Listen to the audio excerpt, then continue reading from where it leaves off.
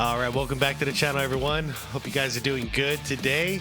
Once in a while, I remember that there were a couple of guys in the league who were not scared of Michael Jordan. And one of those guys is Petro, Dražen Petrović. Long time coming to not only talk about Dražen, because I have some great memories when he was playing for the New Jersey Nets and also from the '92 Olympics. But also, I know there's a ton I don't know about him. So I decided to go with a video from a channel called Forgotten Player Profiles, a channel I really enjoy. And the way he always goes about it, he's going to do a long form, like entire career of players, and this time it's going to be Dražen. The title of the video is Dražen Petrović. Reggie Miller called this European basketball legend the best shooter ever. And I gotta say, there was a period of time in there where I thought he was going to be lighting up. I mean, he was lighting up the NBA, but I thought it would last longer and the impact would be stronger. But unfortunately, as we'll see in this video, it didn't get its opportunity to, you know, truly grow as it should have.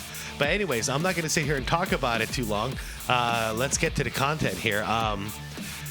What am I going to say? Oh yeah, it's like my first time doing this. I'm going to link the original video down below if you want to check it out without my commentary. Forgotten Player Profiles, great stuff, great content there. So I highly suggest you guys check out that channel. He covers all kinds of people. Like the main reason it caught my eye is that he was covering players that, well, forgotten players, as his channel says. And that's something that I really appreciate, because there are hundreds of players who just don't get enough attention anymore because, you know, everyone just remembers Michael Jordan, Larry Bird, Magic Johnson, Kobe Bryant, and now LeBron James and Steph Curry. Like, there are hundreds of players who are great who just don't get enough attention. Anyways, everybody, please leave a like to this video. I'd appreciate it a lot if you did. Yeah, let's just do this. Here we go. Here's Dražen. Petro. I consider myself, you know, I'm being a little braggadocious here, but I consider myself the best shooter ever. But there's one guy that tops me. And he got underneath my skin. And the reason why he got underneath my skin is because a lot of times I couldn't understand what he was saying. And it was the late, great Dražen Petrović. Yep. Yeah. This guy, when he came off screens and he started to talk to you, you couldn't understand him. Dražen Petrović was my nemesis. I could not stand this guy, but to this day, I respect him because I think he is the best shooter I've ever seen in my life. Better than Ray Allen. The best shooter I've ever seen in my life. To quote, and that's crazy coming from a guy like Reggie Miller. David Stern, Dražen Petrović was an extraordinary young man and a true pioneer in the global sport of basketball. A lasting part of his athletic legacy will be that he paved the way for other international players to compete successfully in the NBA. His contributions to the sport of basketball were enormous. So yes, Dražen Petrović was a true pioneer for European basketball, as he came to the league at a time when few European players made it. Yeah. But what set him apart was that he showed Europeans and Americans that overseas players could be more than just role players in the NBA. He could score from all three levels and do it well, as in his brief time in the NBA, he was one of the most efficient scorers at any position, as he was a great finisher and lights out with his shooting. He could get hot in an instant and was the ultimate competitor. And all his years spent in Europe, playing professionally at such a young age, forced him to be crafty to get the shot up over bigger defenders. So when he grew into his 6'5" frame, it seemed like any shot was a good shot for him, as he was one of the most efficient players the league had ever seen. And while he's most remembered in North America for his role on the up-and-coming early 90s Nets, and the what if that they became after his death, that's nothing compared to his dominance of European basketball for over a decade prior to his arrival in the US. Absolutely, and that's the main reason why I'm here. There are things I need to learn about Petro's history. And today's episode is going to try and shine some light on the full historic career of Dražen Petrović. Let's jog your memory. Dražen Petrović was born in Šibenik in the former Yugoslavia, where he wouldn't be the first great basketball player in his family, as his older brother Alexander became one of the country's top point guards. But at 12 years old, Petrović was playing for his local club, BC Šibenka. He would play for 3 different selections, the cadets, the juniors, and then in 1980, at the age of 15 years old, he became a member of the Szczepanka senior team, beginning his professional career. And even at this age, Petrović was recognized for his charisma, IQ, and work ethic. He had a small role his first 2 years, but after averaging about 2 points in 1981, he increased his scoring to over 16 per game in 1982. Damn. And then to 24.5 in 1983. Szczepanka was a young team and weren't expected to do much, but with Petrović as one of their leaders, they made unexpected back-to-back appearances in the Korats Cup in 1982 and 1983, but would lose in the final each year. Petrović first etched his name in the history books in 1983, when at 18 years old, he would skip his prom to instead play in the Yugoslav Championship against BC Bosna. Hey, I don't blame him. Actually, you're talking about a championship game? Prom is cool and all, but damn, man, your team's relying on you. The final seconds, he would hit 2 free throws to give his team the lead and the championship. That's awesome. But this excitement would last less than a day, as the game was voided due to irregularities and ordered to be replayed at a neutral site. Wow. However, Petrović declined, and his teammates followed suit, as they were stripped of the championship. Yet no members of the team ever returned their gold medals. To Petrović, when it came to basketball and competition, it didn't matter if you were family, as while he was preparing to play his brother, he left a note on the family apartment door the night before, saying his brother would not be scoring any points. Petrović would play for Szczepanka until May of 1984, and would win a bronze medal with Yugoslavia at the LA Summer Olympics. Then, after serving time in the military, he would resume his career with BC Sabona, where he and his older brother would form what was considered to be the best backcourt in Europe going into the 85 season. I've never heard of Sabona. Petrović would spend the next 4 years of his career with Sabona, where it was around this time that he would receive his nickname of the Mozart of basketball.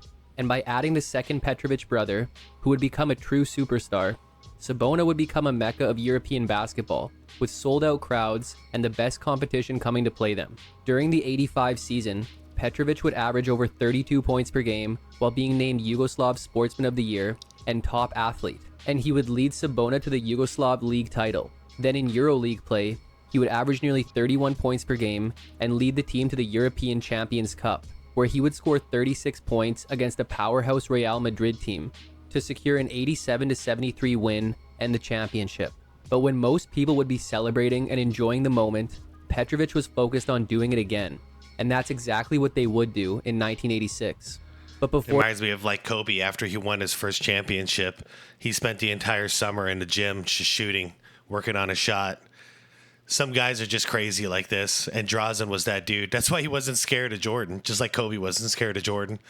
If you work hard enough and you're confident enough, why be afraid? Just go at him, see what happens. Before they got to the championship, Petrović would score 112 points in an October 5th game against Smelt Olympia. As he went 112 points. Okay. How many points did, who was it? Was it Lisa Leslie in the WNBA? Who, no, Cheryl Miller. She had 100-something points, I believe, one game.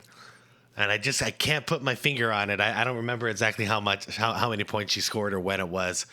But damn, dude. I didn't know Dražen did this.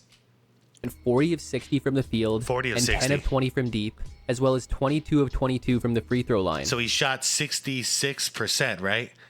40 of 60, 2/3. Yeah, 66%. Good Lord. Unfortunately, this performance will always have an asterisk next to it, as it was literally men against boys.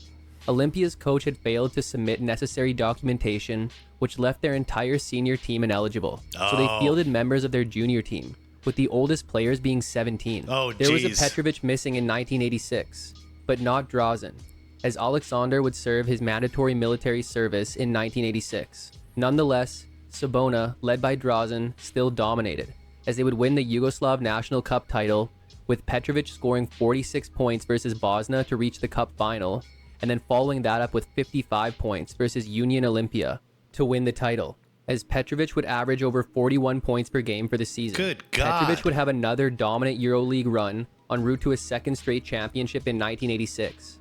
He would average 37 points across 15 EuroLeague games this season, with Petrović putting up some incredible performances as Sabona would eventually find themselves in the 47 points and 25 assists. 25 assists? What the hell, man? This is a 1986 in EuroLeague. Championship final versus Žalgiris, a team led by another young superstar in Arvydas Sabonis. Oh, yeah. But Petrović would score 22 points as Sabona would win by 12. Sabonis is awesome. Hey, that's another dude that's on the list of forgotten players that need to cover. Sabonis is a little more remembered just because of his son. But as far as him being an NBA player, I don't think many people really remember who he was. And he was awesome. He was really awesome. He had a full game. Fundamentally sound.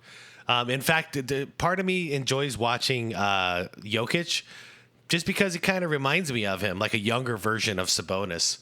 During the summer of 1986, the Portland Trailblazers made it evident that Petrovic's name was becoming known in the U.S., as they would select the European star in the third round of the 86 draft. Yet Petrović would opt to postpone his departure to the NBA for the time being.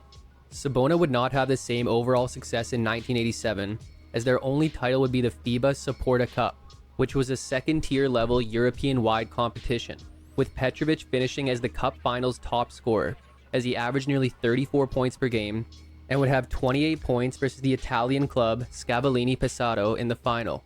1988 saw Petrović again lead Sabona to the Yugoslav National Cup title as he continued his scoring dominance, averaging nearly 36 points per game for the Yugoslav FFL. Petrović would find himself competing for a cup that he hadn't been trying to capture since his days with Šibenka, as the team would fight for the Korats Cup this year, which was considered a third-level club competition. Petrović would dominate in a game versus KTP Kotka when he went for 62 points, as the team would eventually make it to the final versus Real Madrid, but would lose. Yet Petrović would still be the Cup's top scorer, averaging nearly 34 points per game. He would again suit up for the Yugoslavian national team in the summer, where they would make it all the way to the gold medal game of the Olympics. This is 88? But they would lose to the USSR, who featured Arvydas Sabonis, as they would capture a silver medal, while Petrović played alongside a few more future NBA players, such as Vlade Divac, Toni Kukoc, and Dino Raja. And if you haven't seen it, check out the 30 for 30 titled Once Brothers. Oh, I gotta watch that because I remember a lot of these dudes. We all remember Vlade, but Dino Raja was awesome too. It documents the great friendship that Petrović and Divac once had, until the Yugoslav wars began in early 1991 and drove the two apart. But the Olympics were over, and once again... Yeah, from what I understand, there was a lot of guerrilla warfare out there, and it split Yugoslavia into 4 different countries. And yeah, I have some ties out there. So I always did kind of have my eye on this part of Europe, especially because, you know, a lot of people I knew were proud that the first one I remember was Vlade. You know, proud that he made his way to the NBA.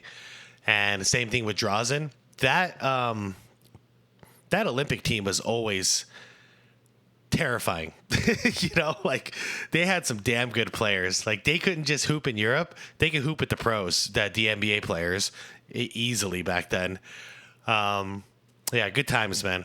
92 Olympics was something special because we really got to see some great international players playing for their countries back then.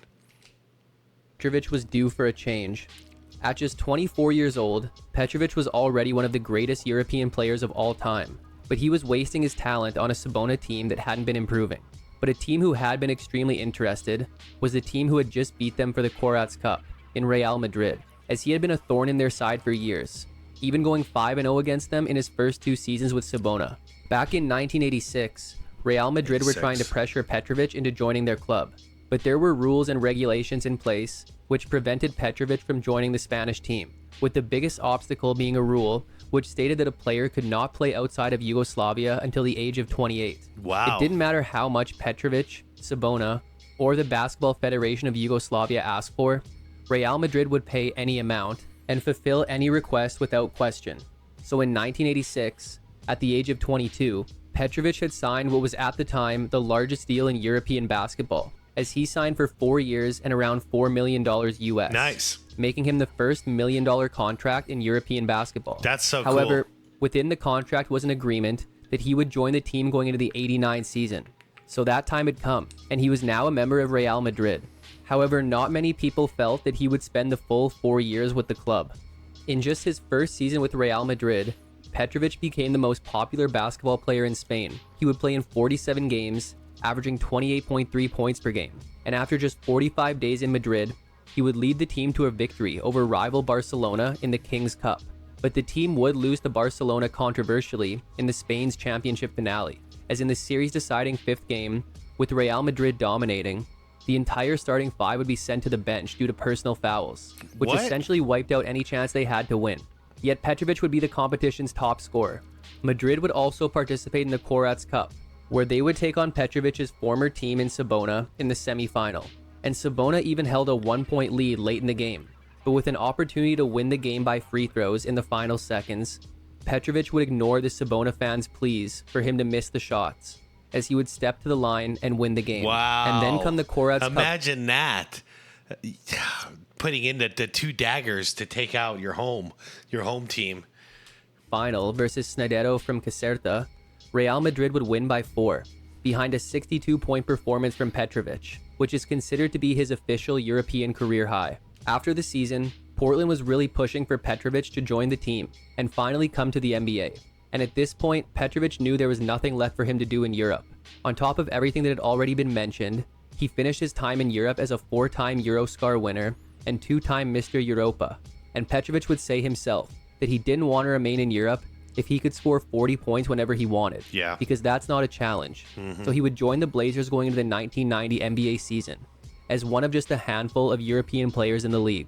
However, by the time Petrović joined the Blazers, they were about to become one of the league's premier teams, with a well-established backcourt in Terry Porter and superstar Clyde Drexler, along with a deep front court, featuring players like Jerome Kersey, Buck Williams, Kevin Duckworth, and Clifford Robinson.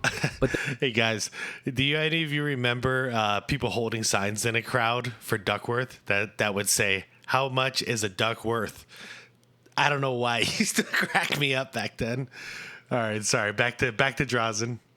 the Blazers still wanted the European star, as they bought the remaining $1.5 million of Petrovic's contract and agreed to play 2 exhibition games in Spain, pending approval of the NBA. But before the season even began... So that helped make the game global. Did you guys catch that? So this is part of the deal that Portland would play 2 exhibition games out in Spain. So it's, broadening the appeal back then. You guys got to remember, this is like the pre-internet days.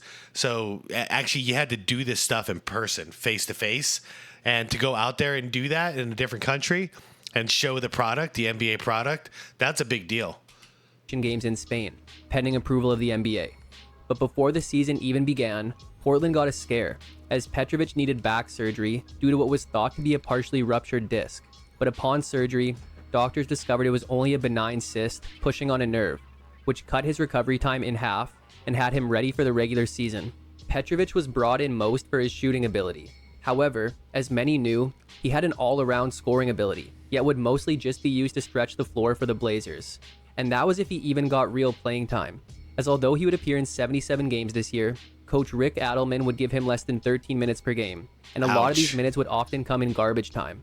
Petrović didn't let this shake his confidence, as he was always prepared when he would get his chances. But he would still joke that spending so much time on the bench meant he had the best seats in the house. Yeah, it's true. As a 25-year-old NBA rookie, Petrović would still hit double figures in 21 games, while recording 2 games with more than 20 points. But it was his efficiency that was not bad for averaging 17 minutes a game. And I like that attitude that even if he's earning his keep and warming the bench, hey man, he's got the best seat in the house watching all these NBA games. That's a dream come true coming from where he came from. Impressive, as even with the stiffer competition and deeper three-point line, Petrović still shot over 48% from the field, and his 45.9% from deep would rank 3rd in the league. And he would also shoot over 84. Look at that, Steve Kerr. Hold up. 45.9% from deep. It's so funny. These two are so misunderstood because, look, I mean, they're 2 of the greatest 3-point shooters of that time. However, bench warmer, like he maybe got like 8 minutes a game. Same with Steve Kerr. He barely got in there because that's all, like, that was literally what they were there for. They were just sharpshooters. But you put them in today's league and they would have got so much more time. But thing is Craig and Steve were not that great at defense. And this was a defensive era of basketball. If you couldn't play defense, you can't be out there. That's as simple as it is. Even the best shooters, man, a 3-point contest with Craig Hodges back then, boy, oh boy, do I miss those times. Would rank 3rd in the league, and he would also shoot over 84% from the charity stripe. The Blazers would see a 20-game improvement from the year before, going 59-23 and getting a first-round matchup versus Dallas. This would be a 3-game series sweep for Portland, in which Petrović would play less than 30 minutes across the 3 games.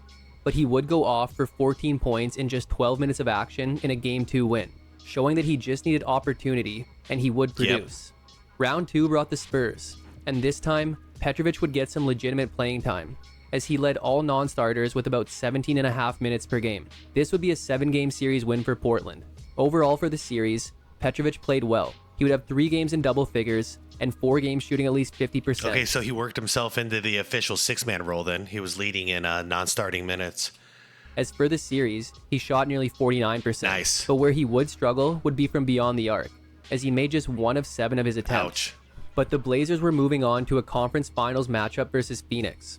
Petrović would receive at least 15 minutes in each of the first 3 games, but after that would receive 19 minutes combined in games 4 through 6. But with the Blazers up 3-2, Petrović would score 11 points on 5 of 7 shooting in less than 10 minutes of action, as the Blazers won, to advance to an NBA Finals matchup versus Detroit. I think this was 1990 in the playoffs.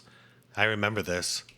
Unfortunately, this series would end in Portland losing in 5, as Petrović had a much smaller role, appearing in 4 games and receiving more than 8 minutes just once, while scoring 10 combined points for the series. But for the regular season... Oh, yeah, it was, because that was the finals, and then the Pistons repeated right there. Petrović averaged about 7.5 points, 1.5 rebounds, and 1.5 assists per game. Petrović would begin the 91 season still in Portland, but was barely seeing the court, receiving less than 8 minutes per game, after the team had acquired Danny Ainge in the offseason. So on November 14th, a day after receiving just 2 minutes in a blowout of Denver, their 6th straight win to start the year, Petrović demanded a trade out of Portland. But he didn't just say he wanted out. He gave the Blazers an ultimatum, saying that if he wasn't traded by the 30th of November, he would return to Yugoslavia. Wow. Petrović wouldn't get his November 30th trade, but on January 23rd, after appearing in 10 more games for the Blazers, Petrović was part of a 3-team deal, which saw him land with the New Jersey Nets. This is where he really got to shine. Worst teams in the league.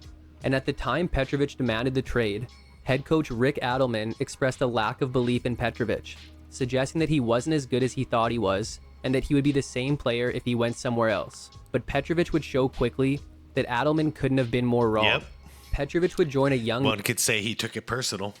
Nets team who featured the first overall pick of the 1990 draft in Derek Coleman, and a solid young core consisting of another former Trailblazer in Sam Bowie, Oh yeah, Sam Bowie. a high-flying forward in Chris Morris, and a good defensive point guard in second-year Mookie Blaylock. But it seemed like Petrović was back to square one, as another veteran was occupying the shooting guard position in Reggie Theus. The Nets hadn't had much to be... When was the last time you guys heard about Reggie Theus? Yep, that dude could ball, man. Happy about over the past few years, and head coach Bill Fitch was already on thin ice. But one thing he would do is utilize Petrović much more, as in the 43 games he played for the team, Petrović would get over 20 minutes per game off the bench, as he would be the team's only bench scorer to average double figures. But would continue to impress even more was his efficiency, as he was a 2-guard shooting the ball at a 50% clip. Although his 3-point percentage did drop, it was still over 37% to lead the team. Additionally, his per 36 scoring was tops on the team as well. Since we got the Bulls here on the screen, want to make it very clear. Dražen, like if you ever got to watch those games back then, Dražen would trash talk Jordan to no avail. Like the dude did not care. He would trash talk anybody, including MJ. So, and I mean, he took it to him. The two of them would just go to battle against each other. And that's really how I started realizing how good this guy really is. Like, he can hang.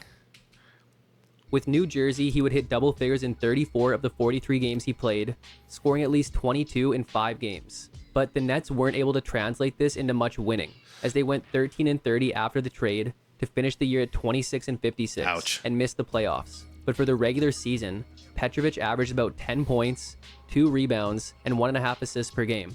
Theus was done after 1991, meaning going into 92, Petrović finally had his opportunity to be a starter, and he ran with it. The Nets were now an up-and-coming team with Coleman and Petrović as their leaders, and had also drafted Georgia Tech standout Kenny Anderson second overall. But the star European and the reigning Rookie of the Year were the team's top performers. So he's still shooting 51 and then 44 from the three. Damn.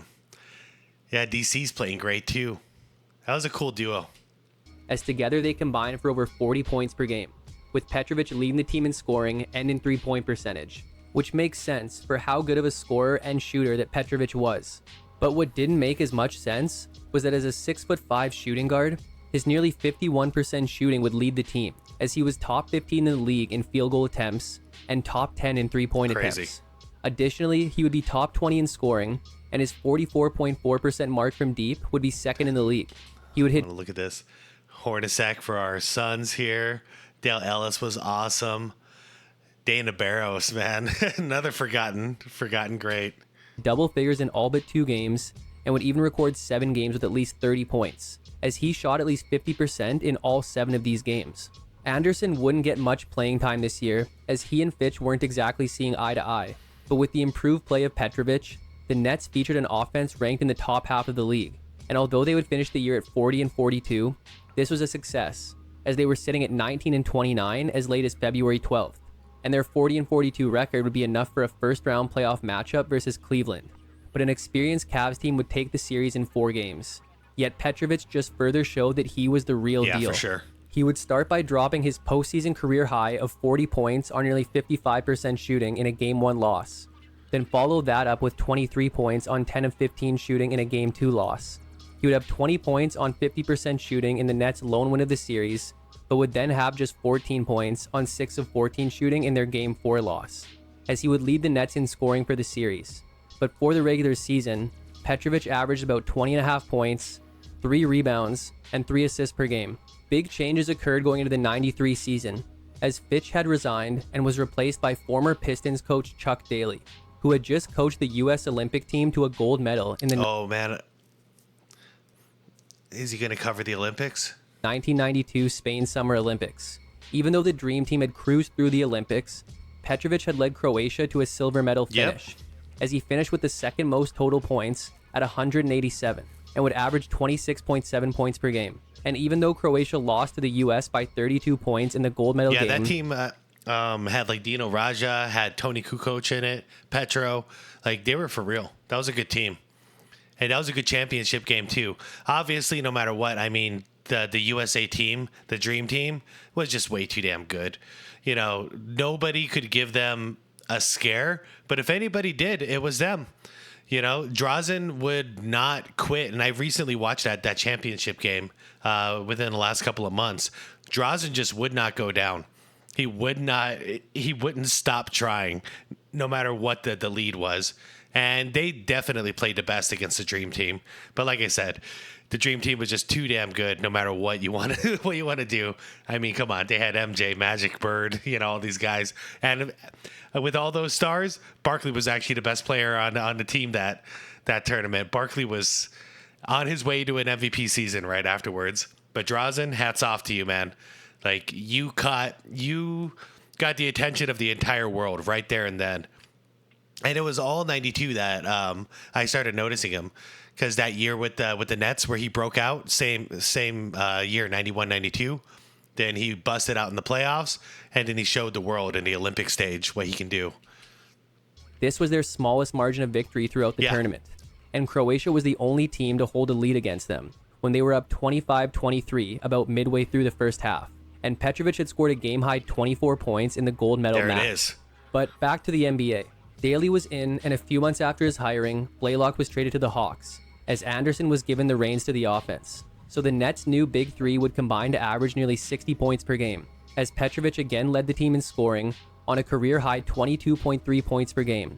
And he didn't just not sacrifice his efficiency in doing so, he improved it. He would shoot a career-high 51.8% from the field, which would be tops on the team among players who played more than 35 games.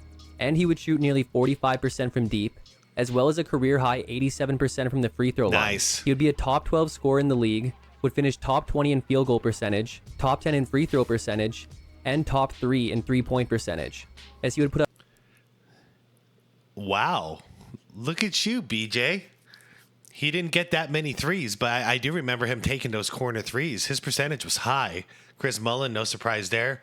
Shout out Kenny Smith from Houston. Jim Les, I haven't heard that name in a long time. But yeah, there's Dražen right there at number 3. And these are some good three-point percentages, guys.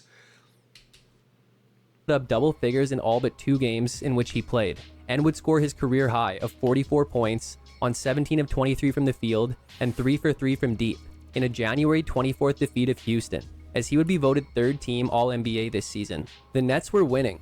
They were 30-24 and on their way to their 31st win versus New York on February 28th, but a flagrant foul by John Starks on Kenny Anderson would result in Anderson breaking his wrist. And although it was initially thought Anderson would be back this season, he was shut down for the year in early March. But this wasn't the only thing the Nets had to worry about. In October, Petrović had made it heard that he had multiple offers to return to Europe and was seriously considering them if he didn't feel like the Nets were building a championship caliber team. However, his agent would say the chances of him returning to New Jersey for the 94 season were slim, and that the Nets could only blame themselves, as Petrović and his agent had sent a contract proposal to management over the summer, yet the Nets didn't even get back to them, which they interpreted as a confusing lack of respect. But even with this, Petrović remained focused on the task at hand. But the Nets felt the loss of Anderson, as they went 12-15 the rest of the year to finish at 43-39, which would get them a first-round rematch versus Cleveland. Petrović wouldn't have the most efficient series by his standards, but would still shoot over 45% from the field and over 33% from deep, as he would finish as the team's 3rd leading scorer in a 5-game series loss. He would hit double figures in every game, but would only have 1 game with at least 20 points, when he had 21 in a Game 2 win. But his regular season would see him average about 22.5 points, 2.5 rebounds, and 3.5 assists per game. However, no one knew it yet, but they had just seen Dražen Petrović play his final NBA game. Yeah, this came out of nowhere. Soon after the season, Petrović was back in Europe with the Croatian national team, as they were playing in a qualification tournament for the '93 Eurobasket. Petrović had continued to express uncertainty about returning to the Nets, and reportedly had multiple offers in place to return to Europe and play professionally. Petrović had also quickly become involved with a woman who had left her number with a Nets secretary to give to Petrović. He would call, and she would attend a Nets game as they both became interested in each other.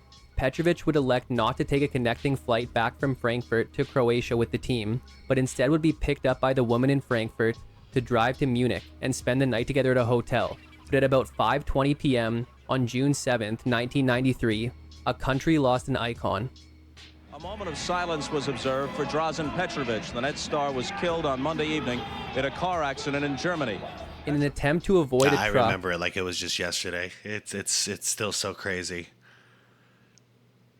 Bob Costas, who was stopped in the median after swerving to avoid a hydroplane car on a rainy Autobahn road. The car driven by Clara Salanci would try to stop in time, but it was going too fast and she lost control as the passenger side slid first into this truck. Petrović was sitting in the passenger seat and was the only one to lose his life.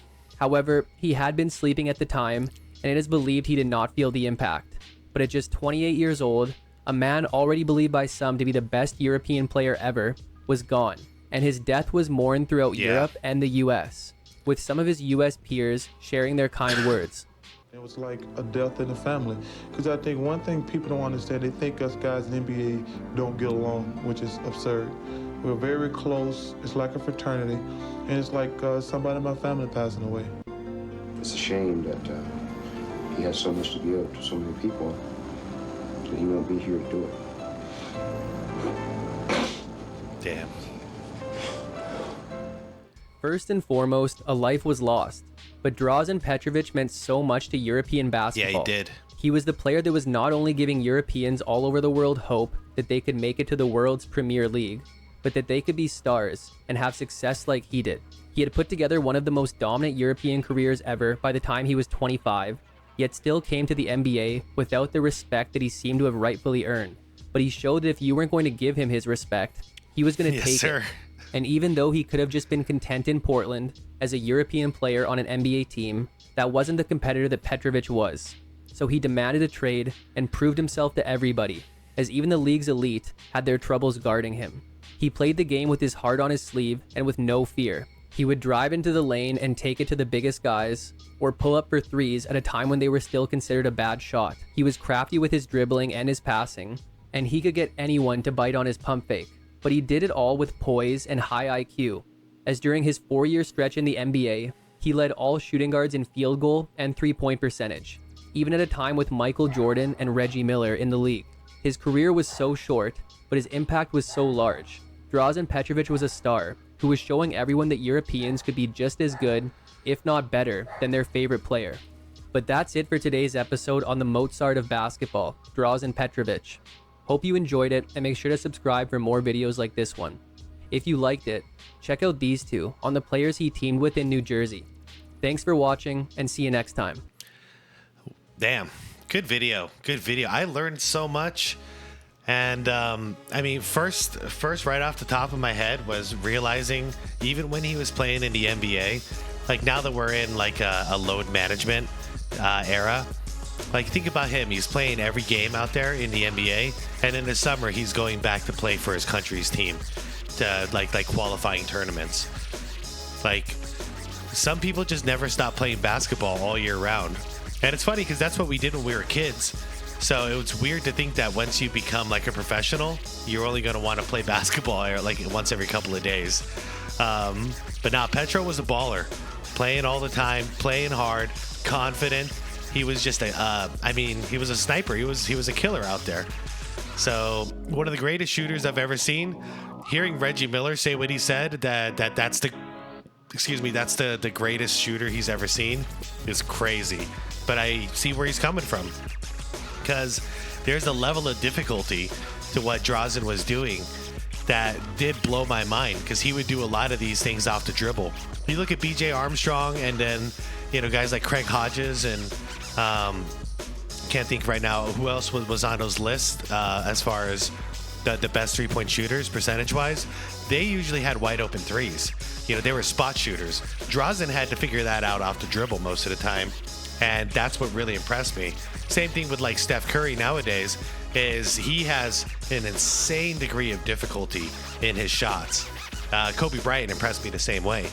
But yeah, if I'm listing those guys, Dražen, you're in good company, man. Rest in peace. Thank you for pushing the game forward and bringing it to more of a global stage.